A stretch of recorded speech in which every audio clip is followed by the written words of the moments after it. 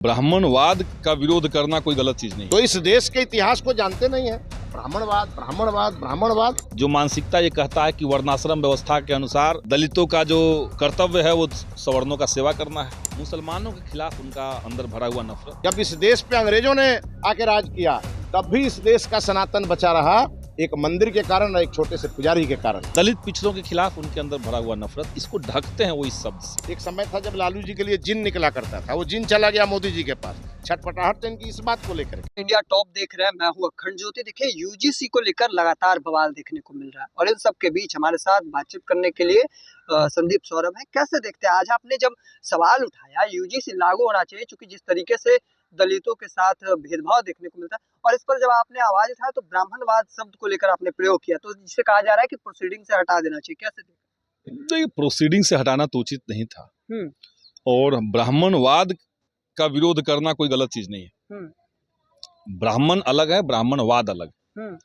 हम किसी जाति के विरोधी नहीं है, लेकिन हम उस मानसिकता के विरोधी जरूर हैं जो मानसिकता ये कहता है कि वर्णाश्रम व्यवस्था के अनुसार दलितों का जो कर्तव्य है वो सवर्णों का सेवा करना है। यादव का काम है केवल गाय दूहना, पढ़ना लिखना काम सब पंडितों के हवाले छोड़ दीजिए। ये जो मानसिकता लोगों के अंदर थी, सदियों से थी, उस मानसिकता को तोड़ने के लिए देश का संविधान बना था। उस मानसिकता को खत्म करने के लिए ही संविधान में आर्टिकल 14 दिया गया, समानता का अधिकार दिया गया।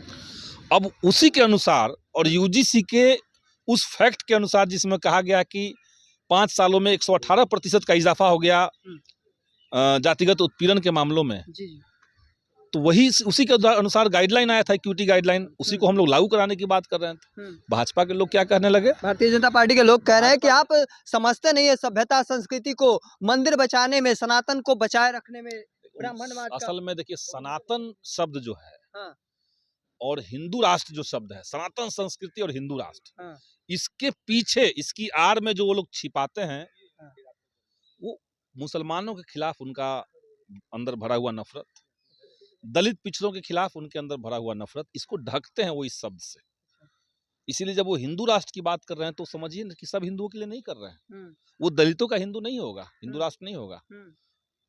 दलितों के लिए, ओबीसी के लिए तो कहिए कि कोई इक्विटी ऑर्डिनेंस, इक्विटी रेगुलेशन आया, उसको आप एक्सेप्ट नहीं कर रहे हैं। जैसे आपको लग रहा है कि कैंपस के अंदर दलितों को पीटना, ओबीसी को पीटना उनका जन्मसिद्ध अधिकार है भाई, अब इस पर रोक लग गया तो उनको लगा हमारे अधिकार में कोई रुकावट आ गई है। इस मानसिकता को हमने कहा ब्राह्मणवादी मानसिकता, और कोई बात नहीं। देखिए, इसी को लेकर लगातार बवाल जो है वह देखने को मिल रहा है और फिलहाल यूजीसी के नए गाइडलाइंस को लागू करने से सुप्रीम कोर्ट ने रोक लगा दिया है। अब अगली सुनवाई के बाद आगे देखना होगा कि क्या कुछ निकलकर सामने आता है। हालांकि इन सब के बीच जिस तरीके से लगातार बवाल देखने को मिल रहा है, भारतीय जनता पार्टी के विधायक क्या कुछ कह रहे पलटवार करते हुए, वह भी हमने आपको सुनाया है पहले। और देखिए किस तरीके से लगातार इन चीज़ों को लेकर अब आगे देखना होगा कि आगे की तस्वीर क्या कुछ निकलकर सामने आती है। तब तक के तमाम हर अपडेट को देखते रहने के लिए इंडिया टॉप देखते रहें। धन्यवाद।